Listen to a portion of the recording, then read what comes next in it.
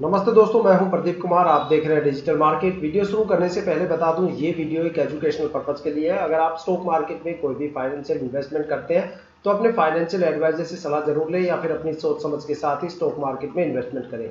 अगर आपको stock market में कोई भी फाइनेंशियल लॉस होता है तो उसके लिए ये वीडियो रिस्पॉन्सिबल नहीं रहेगी। तो चलो दोस्तों, वीडियो शुरू करते हैं। देखो, आज हम बात करने वाले हैं जियो फाइनेंशियल सर्विसेज स्टॉक को लेके। देखा जाए तो फाइनेंस सेक्टर से ये स्टॉक बिलोंग करता है। देखो, स्टॉक मार्केट में अगर आप कोई भी स्टॉक खरीदते हो या किसी भी स्टॉक में इन्वेस्टमेंट करते हो तो आपको ये चीजें जरूर ध्यान में रखनी चाहिए कि भाई जिस स्टॉक पे आप पैसा इन्वेस्टमेंट कर रहे हो वहां पे आपको शॉर्ट टर्म में किस किस लेवल पे आपको एक अच्छी खासी गिरावट देखने को मिलेगी या फिर एक अच्छा खासा पॉजिटिव मोमेंटम या फिर एक अच्छा खासा रिटर्न देखने को मिलेगा। और वहीं पे लॉन्ग टर्म पे अगर किस किस टाइम ड्यूरेशन पे आपको कितना कितना रिटर्न या फिर कितनी कितनी गिरावट देखने को मिलने वाली है। साथ में बात करें तो जो स्टॉक आप बाय कर रहे हो वो शॉर्ट टर्म में कितना ज्यादा प्रॉफिटेबल है, साथ में लॉन्ग टर्म में उसमें आपको कितना ज्यादा प्रॉफिट देखने को मिलने वाला है, मतलब लॉन्ग टर्म में वो कितना ज्यादा प्रॉफिटेबल है।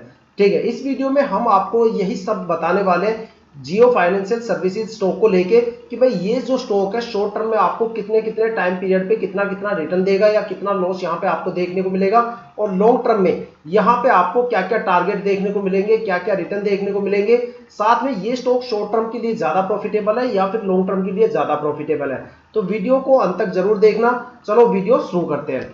दोस्तों, अगर बात करें स्टॉक के शॉर्ट टर्म के बारे में कि देखते हैं कि शॉर्ट टर्म के अलग अलग टाइम ड्यूरेशंस पे यहाँ पे आपको कितने कितने टाइम की होल्डिंग पे कितना कितना रिटर्न या फिर लॉस देखने को मिलने वाला है। अगर आप इस स्टॉक को 1 वीक के लिए होल्ड करते हो तो यहाँ पे करीब आपको 4% की गिरावट या फिर लॉस देखने को मिलने वाला है। और अगर आप इस स्टॉक को 1 मंथ के लिए होल्ड करते हो तो यहाँ पे करीब आपको 10.5% की गिरावट देखने को मिलने वाली है। और अगर आप इस स्टॉक को 3 महीने के लिए होल्ड करते हो तो यहाँ पे करीब आपको 5 या 6% की गिरावट देखने को मिलेगी।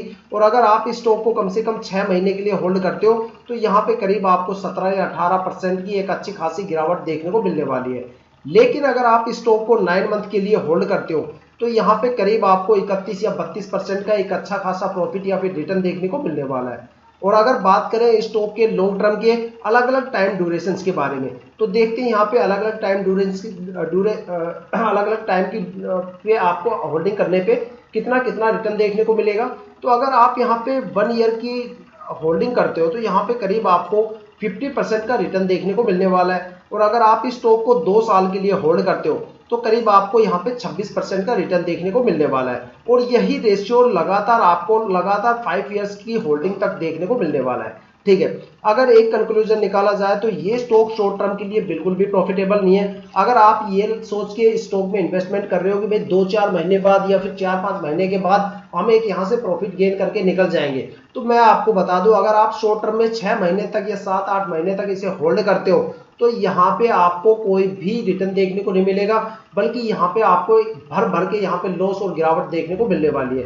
तो देखा जाए तो ये स्टॉक शॉर्ट टर्म में कम से कम 6 महीने तक अगर आप कोई भी इन्वेस्टमेंट करते हो तो उसके लिए ये बिल्कुल भी बेनिफिशियल या प्रॉफिटेबल बिल्कुल भी नहीं है। आपको शॉर्ट रेंज के अंदर शॉर्ट टर्म के अंदर अगर आप यहाँ पे इन्वेस्टमेंट करना चाहते हो तो कम से कम 9 महीने के लिए स्टॉक को होल्ड करो। यहाँ पे करीब आपको 31.5% का एक अच्छा खासा रिटर्न देखने को मिलेगा। और अगर बात करें स्टॉक के लॉन्ग टर्म की तो देखते हैं लॉन्ग टर्म के अलग अलग टाइम ड्यूरेशन पे कितना कितना रिटर्न यहाँ पे है। सबसे जो बेस्ट टाइम ड्यूरेशन कौन सा है जिसके ऊपर आपको सबसे ज्यादा रिटर्न मिलेगा।